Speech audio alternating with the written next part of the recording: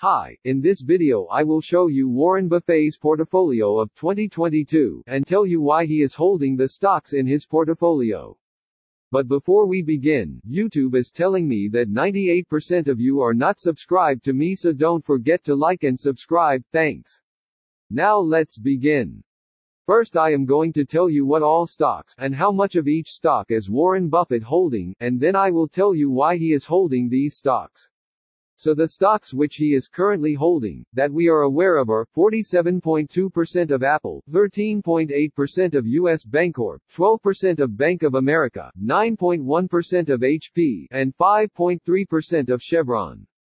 These stocks cover more than 80% of Warren Buffett's portfolio, and the other 12.7% of his portfolio is unknown. Now I will tell you why he is holding these stocks.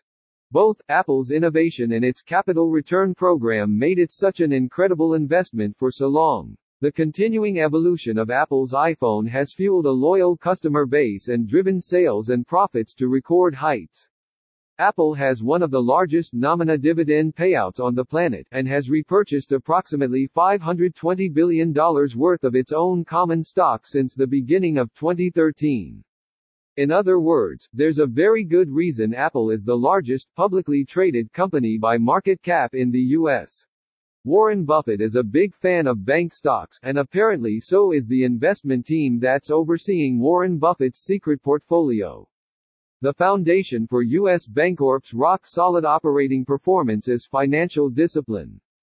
While most of its peers were making riskier derivative investments prior to the Great Recession, US Bancorp has predominantly stuck to what I call the bread and butter of banking, growing its loans and deposits. Digital transactions are substantially cheaper for banks than in-person or phone-based interactions. As a result, US Bancorp has been able to lower its non-interest expenses by consolidating some of its physical branches.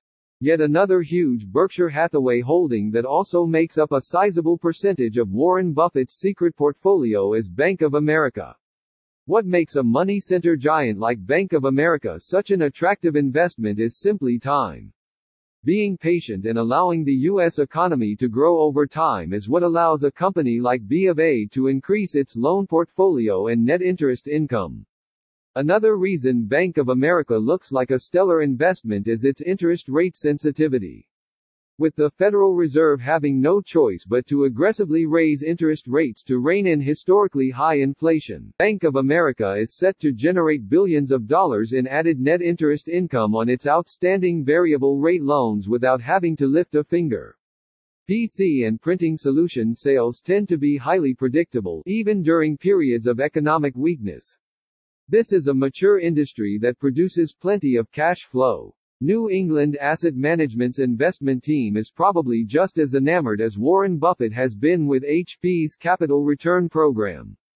The company increased its base annual payout by 29% in 2021, and has been aggressively repurchasing its common stock. At less than 7 times forecast earnings for the upcoming year, HP's shares probably have a safe floor built in. Even if the company has few near-term upside catalysts, there's probably not a lot of additional downside, either. One of the reasons Chevron is such a successful energy stock is its integrated structure.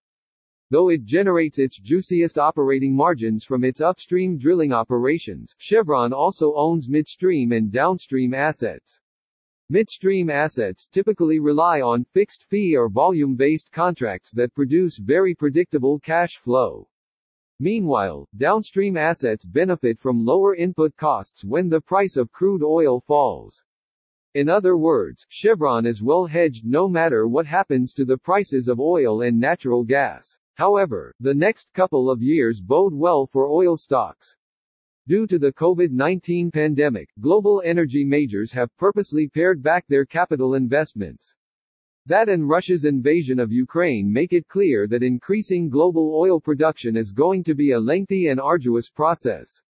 That's good news for drilling companies that are counting on a sustainably higher price for crude oil. Companies like Chevron are also well known for their bountiful capital return programs.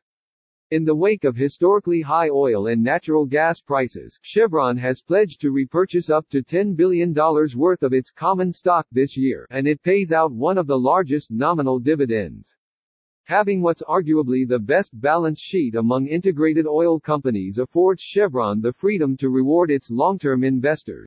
The Buffett rule is the basic principle that no household making over $1 million annually should pay a smaller share of their income in taxes than middle-class families pay.